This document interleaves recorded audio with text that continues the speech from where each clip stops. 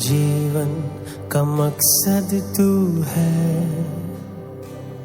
मेरे जीने का कारण तू है। मेरे जीवन का मकसद तू है, मेरे जीने का कारण तू है।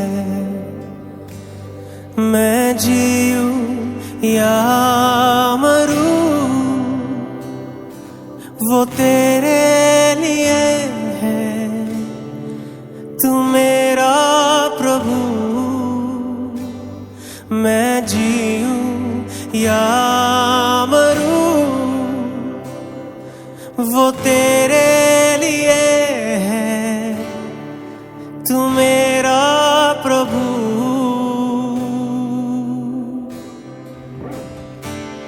मेरे जीवन का मकसद तू है, मेरे जीने का कारण तू है। मेरे जीवन का मकसद तू है, मेरे जीने का कारण तू है। मैं जीऊं या मरूं वो तेरे लिए है, तू मेरा प्रभु।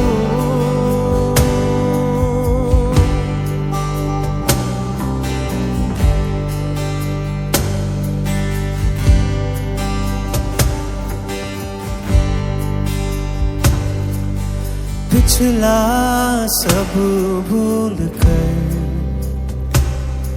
मैं आगे दौड़ा चलूं, जो मेरे लिए धन था उसको मैं त्याग दूं। पिछला सब भूल कर मैं आगे दौड़ा चलूं, जो मेरे लिए धन था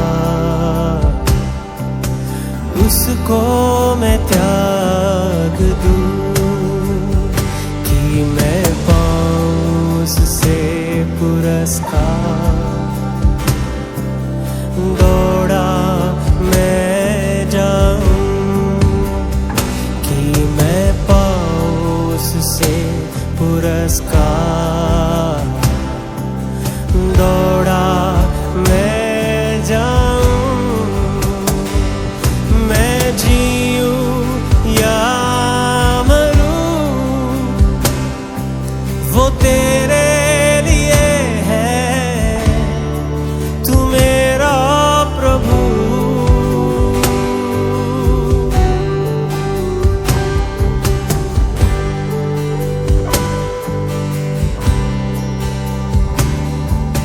मुझ पर हुई है कृपा, बेकार न जाने दूं। जिसने मुझे है चुना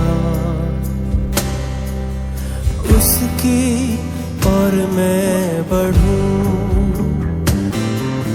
मुझ पर हुई है कृपा, बेकार न जाने दूं। जिसने मुझे है चुना उसकी और मैं बढ़ूं। देखूं तेरी सलीब पर खींचा मैं जाऊं।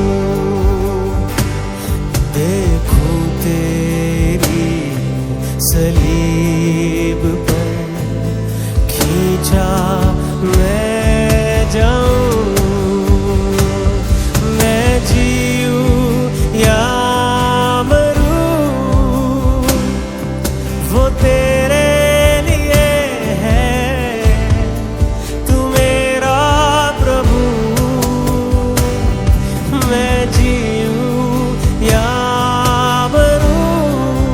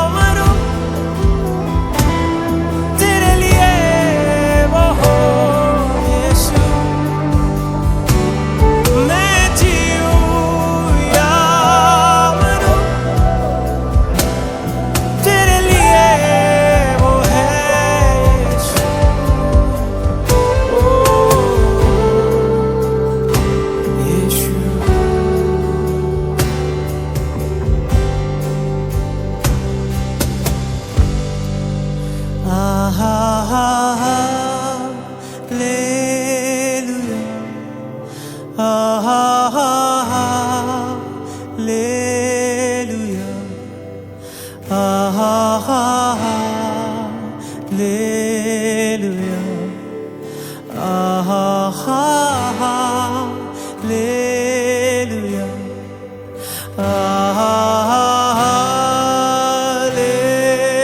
Alleluia.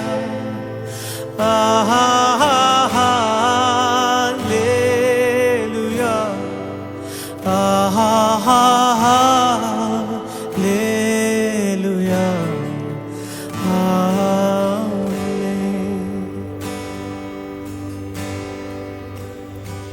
सारी सृष्टि के मालिक तुम ही हो, सारी सृष्टि के रक्षक तुम ही हो। करते हैं तुझको सादर प्रणाम, गाते हैं तेरे ही गुणगान।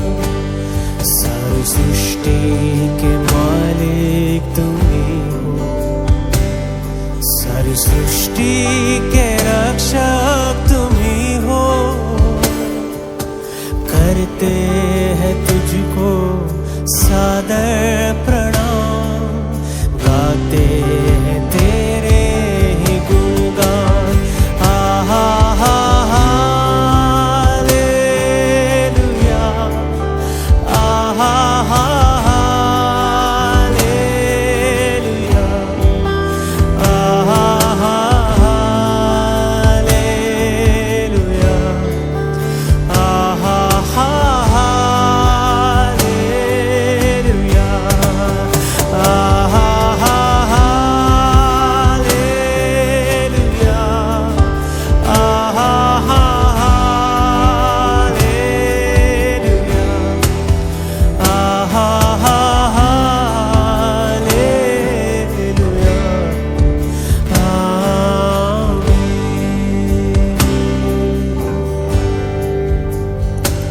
सारी सृष्टि को तेरा सहारा, सारे संकट से हमको बचाना। तेरे हाथों में जीवन हमारा है, इन्हें शैतान को छूने न देना। सारी सृष्टि को तेरा सहारा, सारे संकट से हमको बचाना। तेरे हाथों में जीवन हमारा, इन्हें शैतान को छूने न देना। हालेलुया, हालेलुया, हालेलुया,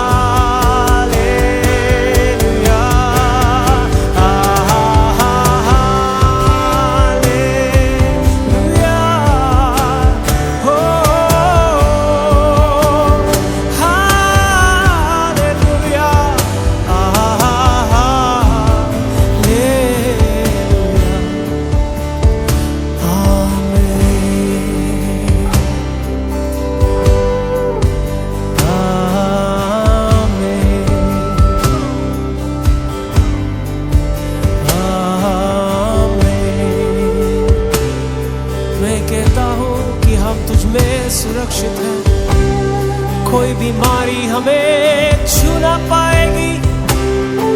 तेरी छाया में है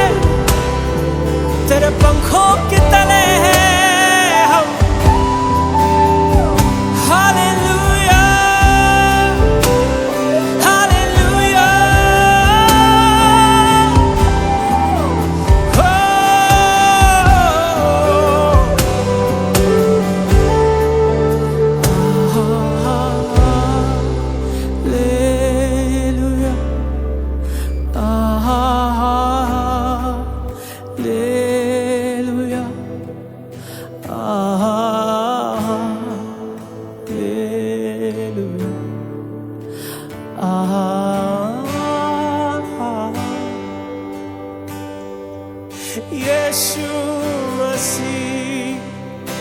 हालेलुया है पिता, हालेलुया हो।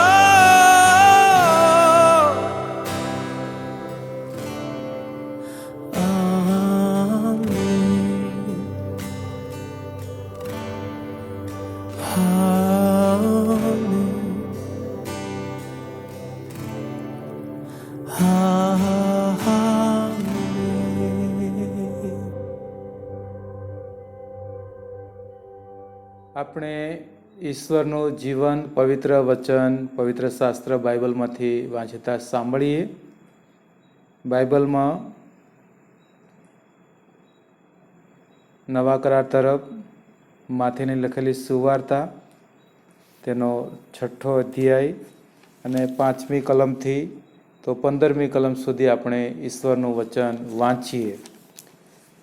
ત્યાં પ્રભુનું વચન આ પ્રમાણે કહે છે: અને જ્યારે તમે પ્રાર્થના કરો છો ત્યારે ઢોંગીઓના જેવા ના થાવ, કેમ કે માણસો તેઓને જુએ માટે સભાસ્થાનોમાં તથા રસ્તાઓના નાકાઓ પર ઊભા રહીને પ્રાર્થના કરવાનું તેમને પસંદ છે. હું તમને ખચિત કહું છું કે તેઓ પોતાનો બદલો પામી ચૂક્યા છે. પણ જ્યારે તું પ્રાર્થના કરે ત્યારે તારી ઓરડીમાં બેસ ને તારું બારણું બંધ કરીને ગુપ્તમાંના તારા બાપની પ્રાર્થના કર, ને ગુપ્તમાં જોનાર તારો બાપ તને બદલો આપશે. અને તમે પ્રાર્થના કરતા વિદેશીઓની પેઠે અમથો લવારો ન કરો, કેમ કે તેઓ ધારે છે કે અમારા ઘણા બોલવાથી અમારું સાંભળવામાં આવશે. એ માટે તમે તેઓના જેવા ના થાવ, કેમ કે જેની તમને અગત્ય છે તે તેની પાસે માંગ્યા અગાઉ તમારો બાપ જાણે છે. માટે તમે આ પ્રમાણે પ્રાર્થના કરો: ઓ આકાશમાંના અમારા બાપ, તારું નામ પવિત્ર બનાવો, તારું રાજ્ય આવો, જેમ આકાશમાં તેમ પૃથ્વી પર તારી ઈચ્છા પૂરી થાવ. દિવસને અમારી રોટલી આજ અમને આપ, અને જેમ અમે અમારા ઋણીઓને માફ કર્યા છે તેમ તું અમારા ઋણો અમને માફ કર. અને અમને પરીક્ષણમાં ના લાવ, પણ બુંડાઈથી અમારો છૂટકો કર. કેમ કે રાજ્ય તથા પરાક્રમ તથા મહિમા સર્વકાળ સુધી તારા છે. આમીન. કેમ કે જો તમે માણસોને તેઓના અપરાધ માફ કરો તો તમારો આકાશમાંનો બાપ તમને પણ માફ કરશે. પણ જો તમે માણસોને તેઓના અપરાધ માફ નહીં કરો તો તમારો બાપ તમારા અપરાધ પણ તમને માફ નહીં કરશે. આ ઈશ્વરનું જીવન પવિત્ર વચન છે. વાંચનાર, સાંભળનાર સગળા પર પ્રભુ આજના વચનનો આશીર્વાદ આપો. આમીન. પ્રભુના વચન તરફ આપણે સ્ટડી કરીએ તે પહેલાં પ્રભુની પાસે આપણે સહાય કૃપા માંગીએ અને પ્રાર્થનાની અંદર જોડાઈએ. પ્રાર્થના કરીએ. સ્વર્ગીય, પ્રેમાળ, દયાળુ અને કૃપાળુ પ્રભુ, તમારો પુષ્કળ અમે આભાર માનીએ છીએ, તમારી સ્તુતિ કરીએ છીએ પિતા. પ્રભુ, તમારા અદ્ભુત પરાક્રમી જીવતા વચન પ્રભુ અમારી માતૃભાષામાં તમે અમને આપ્યા છે, ને આ વચન દ્વારા તમે અમારી સાથે વાતને વ્યવહાર કરો છો, તેના માટે ધન્યવાદ કરીએ છીએ. પ્રભુ, આજના વચન દ્વારા તમે અમારી સાથે વાતને વ્યવહાર કરો. તમારા વચનના મર્મો ખુલાસા અમારી સમક્ષ તમે ખુલ્લા કરો. અમારી પ્રાર્થના ઉદ્ધાર કરતા પ્રેમી પ્રભુ ઈસુના નામમાં તમે સ્વીકાર કરો બાપ. આમીન. સારું, સૌ પ્રથમ તો ઈશ્વર પિતાનો ખાસ આભાર માનું છું. તેમજ આપણી સિનાઈ ગુજરાત ડાયોસિસના માનનીય બિશપ સાહેબ, the right rev doctor Silvans Christian bishop સાહેબ, તેમજ અધિકારીગણનો અને સમગ્ર ટેકનિકલ ટીમનો પ્રભુ ઈસુ ખ્રિસ્તના નામમાં ખાસ હું આભાર માનું છું કે જેમણે આજે સાંજે મને ઈશ્વરના વચનની જે બાઇબલ સ્ટડીની જવાબદારી સોંપી છે અને એ રીતે મને ઉત્તેજન તેમણે પૂરું પાડ્યું છે, તેના માટે ખાસ હું આભાર માનું છું. અત્યારે આપણે પ્રભુના વચન તરફ આપણે થોડો સમય દ્રષ્ટિ કરવા માંગીએ છીએ અને આશા રાખું છું કે આજના વચન દ્વારા પ્રભુ આપના હૃદયની સાથે વાતને વ્યવહાર કરે. આપણે ઓગસ્ટ મહિનાને પ્રાર્થના પર્વના મહિના તરીકે ઉજવી રહ્યા છે. અને ઘણી બધી વ્યક્તિઓ વ્યક્તિગત રીતે કુટુંબ સાથે મંડળી સાથે મળીને પ્રાર્થનાઓનું આયોજન કરે છે અને પ્રાર્થનાઓ કરે છે. અને પ્રાર્થનાથી ઘણા બધા સારા એવા પરિણામો પણ આવ્યા છે. અને પ્રાર્થના એ પ્રભુએ આપણને એક શ્રેષ્ઠ હથિયાર આપણને આપ્યું છે. અને ઘણી બધી વ્યક્તિઓ તેનો જબરજસ્ત ઉપયોગ કરી રહ્યા છે અને તેના આશીર્વાદો પ્રભુએ આપ્યા છે. આજે જે વચનો વાંચવામાં આવ્યા એ વચન તરફ આપણે થોડો સમય દ્રષ્ટિ કરવા માંગીએ છીએ. માથીની લખેલી સુવાર્તા 6:5મી કલમથી તો 15મી કલમ સુધી આ પ્રભુના વચન આપણે જોઈશું. હવે જ્યારે વાત કરીએ તો પ્રાર્થના એ તો દેવના અદ્ભુત સામર્થ્ય અને પરાક્રમનો અંગત અનુભવ કરો એટલે પ્રાર્થના. વ્યક્તિગત એટલે વ્યક્તિના આત્મિક જીવનને પ્રકાશમાન કરે, સળગાવે, તેનું નામ પ્રાર્થના. અંધકારની જે સત્તા, પાપ, શૈતાનને હલાવી નાખે, તોડી નાખે, તેનું નામ પ્રાર્થના છે. સાંકળે બંધાયેલા પ્રેરિતને બંધનમુક્ત બનાવે. જેમાં આપણે જોઈએ છીએ પ્રેરિતોનું કૃત્ય 4:31, પ્રેરિતોનું કૃત્ય 5:19 પ્રમાણે કે જેલના દરવાજા ખોલી નાખે, તેનું નામ પ્રાર્થના. અને 50માના દિવસે સખત ફૂંકાતા પવનના અવાજ સાથે પવિત્ર આત્માને નીચે લાવે, શિષ્યોને સામર્થ્યથી ભરપૂર કરે અને હજારો માણસોને વાસ્તવિક હૃદય આપે, તેનું નામ પ્રાર્થના છે. માણસ અને ઈશ્વરને જોડનાર સાંકળ એટલે પ્રાર્થના. મારા જીવનને પાપમાંથી મુક્ત કરી પવિત્ર બનાવે, તેનું નામ પ્રાર્થના. એક સેવકે સરસ કહ્યું છે પ્રાર્થના સંબંધી કે પ્રાર્થના માટે ત્યાં સાચું જ લખ્યું છે કે પ્રાર્થના કરનાર પાપ કરવાનું બંધ કરે છે અને પાપ કરનાર પ્રાર્થના કરવાનું બંધ કરે છે. ને અસરકારક સફળ પ્રાર્થનાની કેટલીક જરૂરિયાતો છે. ઘણી બધી વ્યક્તિઓ ઘણી બધી બાબતોને માટે પ્રાર્થનાઓ કરે છે, મધ્યસ્થીની સેવાઓ કરે છે. અને જ્યારે પ્રાર્થના આપણે કરીએ છીએ ત્યારે એ અસરકારક સફળ પ્રાર્થનાઓ બને તેના માટે ઘણી બધી જરૂરિયાતો છે ને એ જરૂરિયાતો સંબંધી આપ સર્વનું હું ધ્યાન દોરવા માંગુ છું. અને એમાં એફએસી 2 અને 8 માંથીની લખેલી સુવાર્તા 8:8-10 અંદર આપણે જોઈએ, માર્ક 10 અને 15 અંદર આપણે ત્યાં જોઈએ તો ત્યાં વિશ્વાસની વાત લખી છે કે પ્રભુ ઈસુ એ પ્રેમાળ ઈશ્વર છે ને તે આપણા તારણ માટે પૃથ્વી પર આવ્યા, તેમણે પોતાનો જીવ આપ્યો, તેમ આપણે હૃદયથી માનવું જરૂરી છે. પ્રભુ ઈસુ જ્ઞાન અને ડાપણથી ભરપૂર છે, માટે આપણે આપણું જીવન તેના હાથમાં સોંપી તેની સલાહ પ્રમાણે ચાલવું હિતાવહ છે. પ્રભુ ઈસુ સર્વશક્તિમાન છે, તે આપણે માટે સર્વ કરી શકે છે, તેને માટે કોઈ કાર્ય મુશ્કેલ નથી. આપણા જીવતા ઈશ્વર ઉપર પૂરા હૃદયથી, મનથી અને આત્માથી આપણે વિશ્વાસ કરીએ. બાઇબલમાં નવા કરારમાં એવા ઘણા બધા આપણને પ્રભુના સેવકો સેવિકાઓ દેખવા મળે છે કે જેમણે પ્રભુ પર જબરજસ્ત વિશ્વાસ કર્યો અને એ વિશ્વાસના પ્રમાણમાં પ્રભુએ કાર્ય પણ કર્યું. અને એ રીતે આજે પ્રભુ આ પૃથ્વી પર કાર્ય કરી રહ્યા છે. લૂક 18:1-8 અંદર આપણે જોઈ શકીએ છીએ. માથી 6:5-9 કલમની અંદર ત્યાં પ્રાર્થનામાં સતત મચ્યા રહેવું, સર્વદા પ્રાર્થના કરવી અને કાયર થવું નહીં, અને વિધવાની સતત વિનંતીઓથી થાકીને જેમ અન્યાય ન્યાયાધીશ તેને ન્યાય આપવા તૈયાર થાય છે, તો આપણે ઈશ્વર પાસે પૂરા હૃદયથી આપણી જરૂરિયાતો જણાવીશું તો પ્રાર્થનાનો જવાબ આપવાની ખાતરી આપનાર ઈશ્વર જરૂરથી પોતાનું વચન પાળશે અને સતત વિનંતી એ પ્રાર્થનાની જરૂરી બાબત છે. અને જ્યારે આપણે અહીંયા જોઈએ છે વિશ્વાસની જ્યારે વાત કરીએ છીએ, અહીં આપણે આખા બાઇબલની એક સૌથી મહત્ત્વની કલમ આગળ આવીએ છીએ ને ત્યાં કહે છે કે આ કલમમાં 2 મુખ્ય શબ્દો છે, કૃપા અને વિશ્વાસ. સરળ શબ્દોમાં કહીએ તો કૃપા એ ખ્રિસ્ત દ્વારા તારણનું એક મફત દાન છે અને વિશ્વાસ દાનને મેળવવું છે. વિશ્વાસ કોઈ કાર્ય નથી, એ પ્રાપ્તિ છે અને વિશ્વાસ પોતે પણ ઈશ્વરનું દાન છે. અને અહીંયા આપણે જોઈએ છે કે અને ઈશ્વરનું વચન સાંભળવાથી એ આવે છે. રોમનનો પત્ર 10 અને 17મી કલમની અંદર ત્યાં કે છે એ પ્રમાણે સંદેશો સાંભળવાથી વિશ્વાસ થાય છે.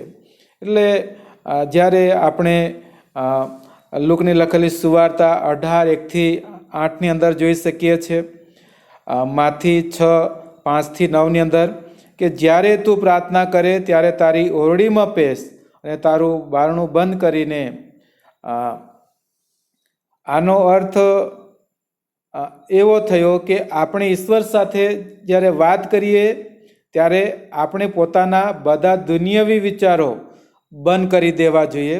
વિશ્વાસીઓ સાથે પણ એકઠા મળવાનું છે. આપણું પ્રાર્થનાના સમયે સંપૂર્ણ ધ્યાન ઈશ્વર તરફ જ હોવું જોઈએ.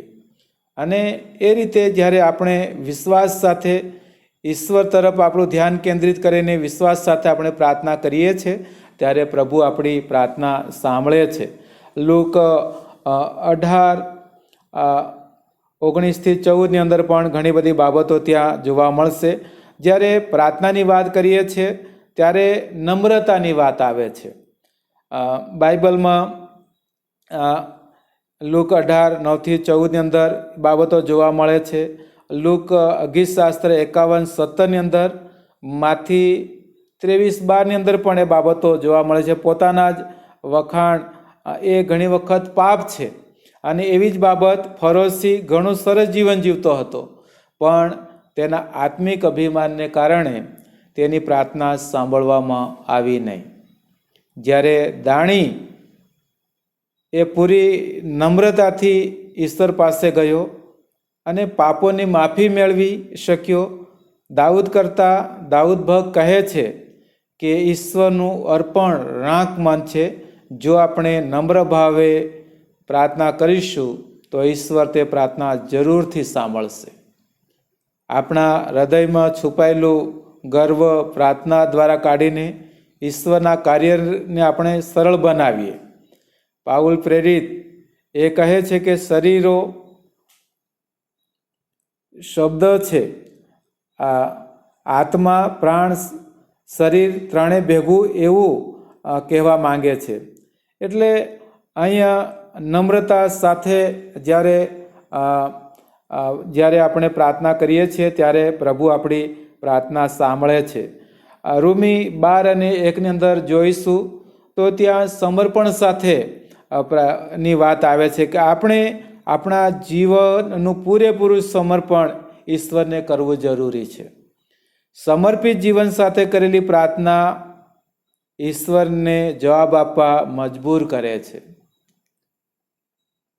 જીવનનો કેટલોક ભાગ, સમય, નાણાં ઈશ્વરને સમર્પિત કર્યા ના હોય તો આજે પ્રાર્થના સહિત તેને પ્રભુને સોંપીને આપણે પ્રભુની પાસે આવવાની જરૂર છે.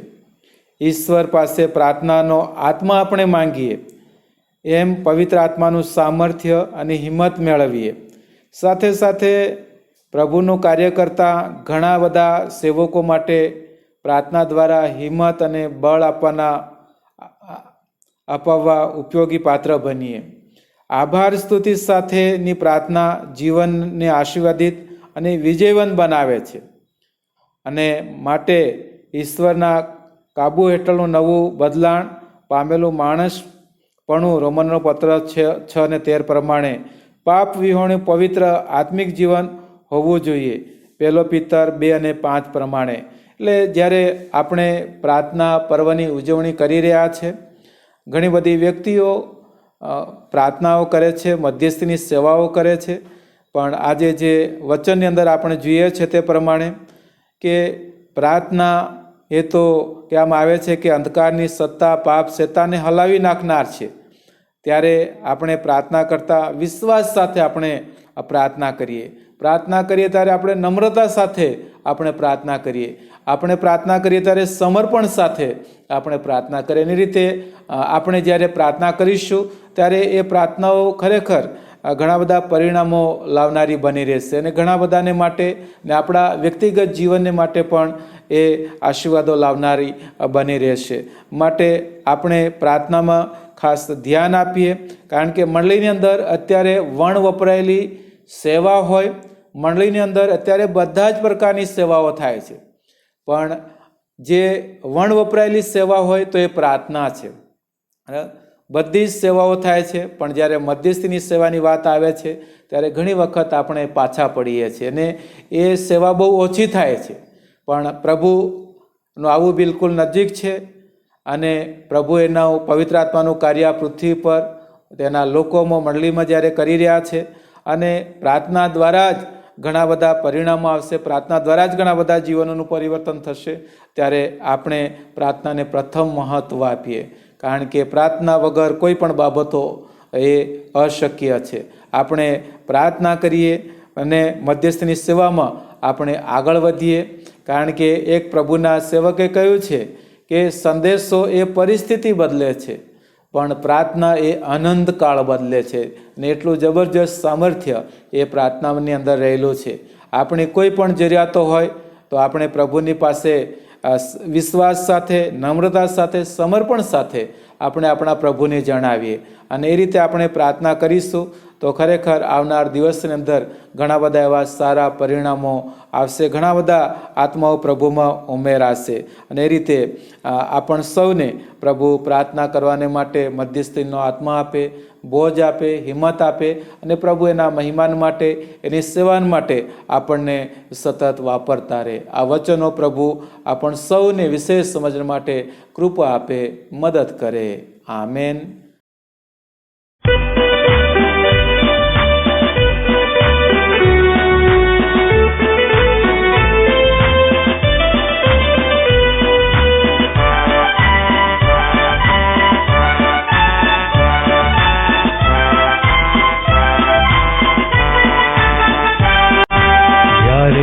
કઠણ લાગે ને વેરી કરે ઢોર, ઈસુ થજે આગેવાને અમને આગળ દોર.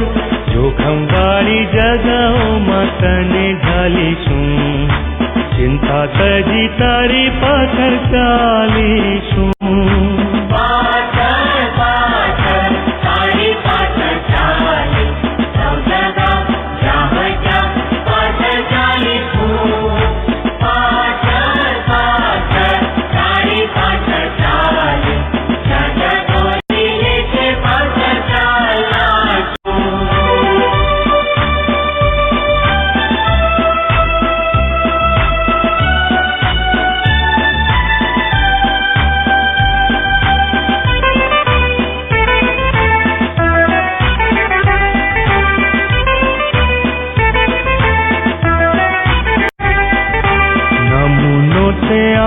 અમને ભારે કચવેઠી માટે જે તું કહે છે તે કરીશું ખુશીથી.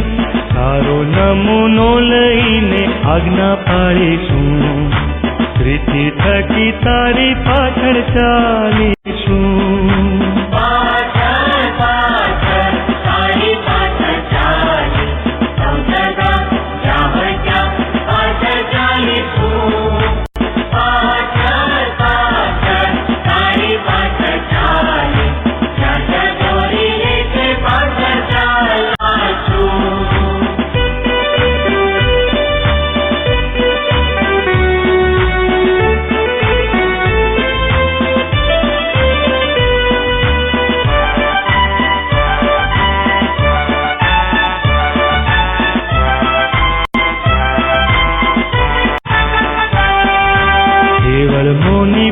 દુનિયા મેં કરવાના નથી.